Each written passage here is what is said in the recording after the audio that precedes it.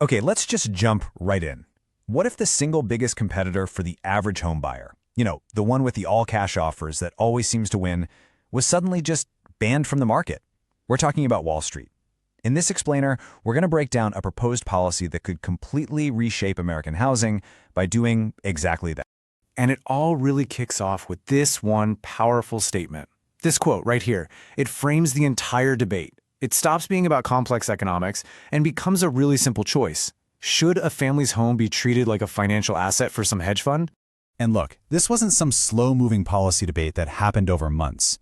The announcement to ban institutional investors from buying single-family homes, it was sudden, it was dramatic, and it sent these immediate shockwaves through both Washington and Wall Street. To really get why this was such a shock, you got to understand this concept, the rug pull. For years, these big investors were working under the assumption that a Republican administration would mean less regulation for them. But instead, they got hit with an existential threat to their whole business model.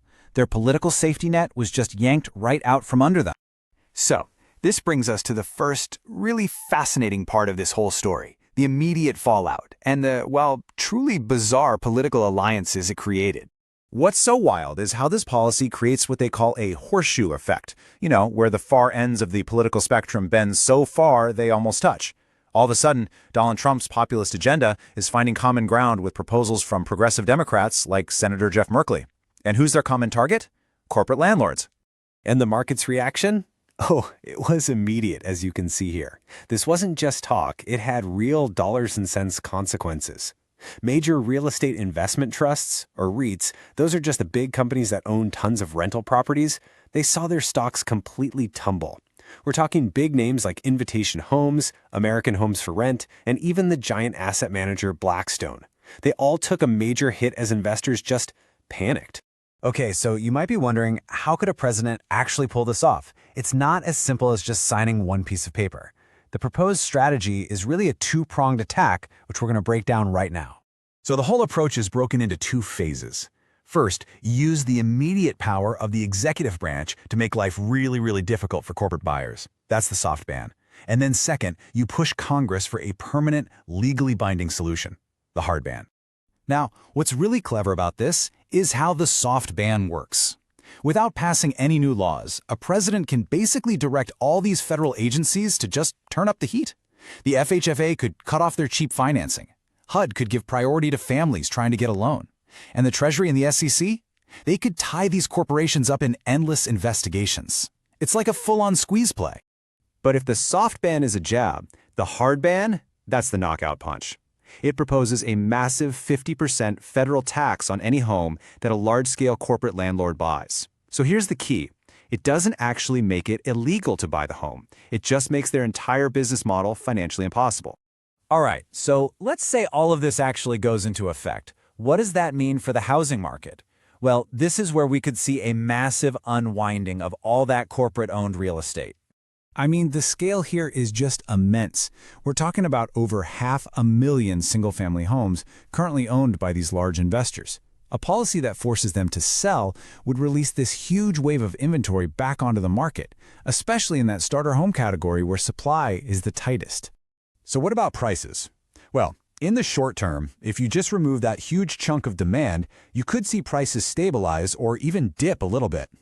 Long term, the whole dynamic could shift away from those wild double-digit price spikes we've been seeing to a more predictable, sustainable growth rate of 3 to 4% a year.